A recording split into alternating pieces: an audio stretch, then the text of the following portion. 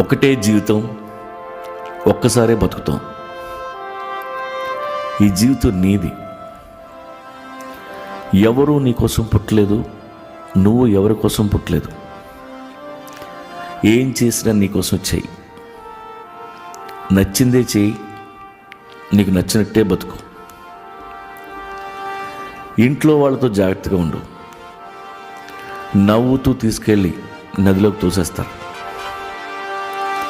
మన బతుకే 3 నాళ్ళ ముచ్చట. దానికి 16 రోజులు పెళ్ళెందుకు? మనవలు మనవరాళ్ళ దాకా బానిసకు బతుకెందుకు? లైఫ్ అంటే నదిలో కొట్టుకుపోవడం కాదు, అందమైన కరేబియన్ క్రూజ్ ట్రిప్లా ఉండాలి. పెళ్ళంటే 100 ఏళ్ల పెంట. ఆ ఒక్క తప్పు